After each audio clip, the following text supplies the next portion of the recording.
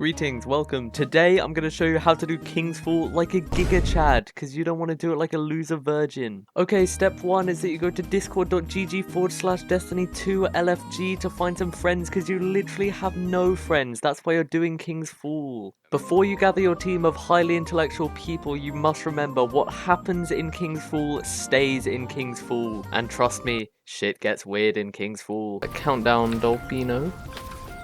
Yep. 9, 8, 7, 6, 5, 4, 3, 2, 1. Oh!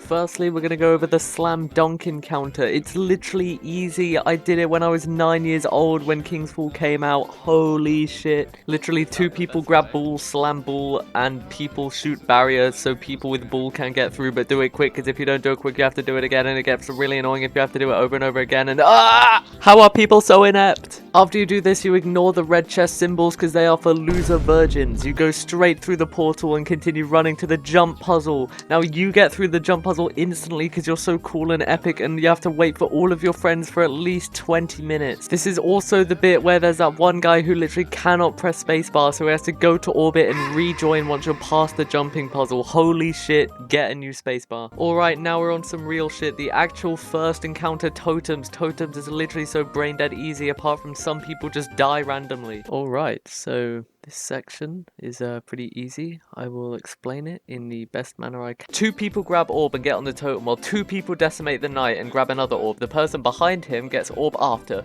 Totem man kills shit to get Death Singer's power, and after the buff is transferred from him, he deposits that power into the middle plate and then kills the knight. Repeat until that one guy randomly dies and get it second try.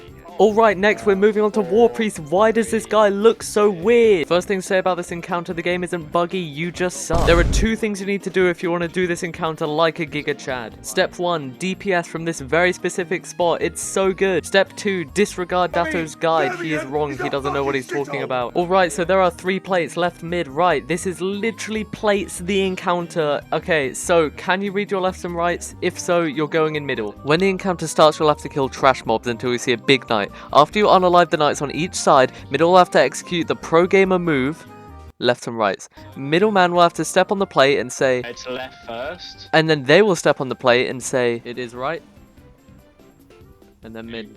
The person with Z aura will have a timer. If it runs out, they die. Now you're asking, how do I refresh the buff? Well. Someone has to run out of the aura to kill a new knight to get a new aura, just like in totems. This person takes the aura when it's 2 to 3 seconds and damage continues. The Giga Chad way to do this is to 2-phase him.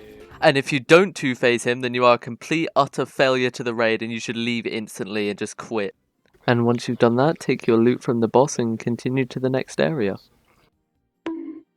Alright, after 10 minutes of failed counting and maze navigating, we're on our way to the next encounter. Emphasis on the count. This boss is named Gigaroth and he is free. Kill the shit at the start while one person gets behind Big G and one person in front of him. Shoot the back of the boss's head to get his gaze, allowing for 4 people to do damage. That gaze has a timer, meaning that the next person has to take the gaze before the timer ends to extend and transfer Big G's gaze, which continues damage.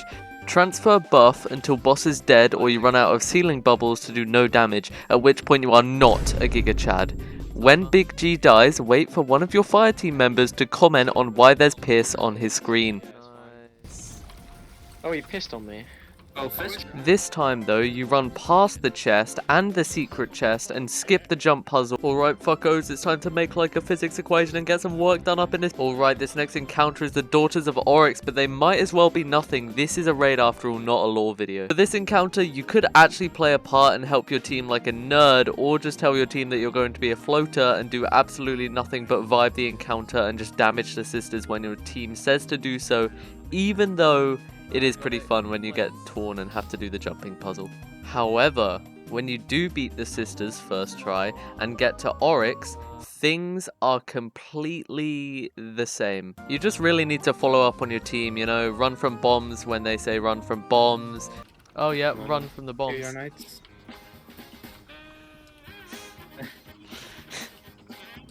You just have that prepared.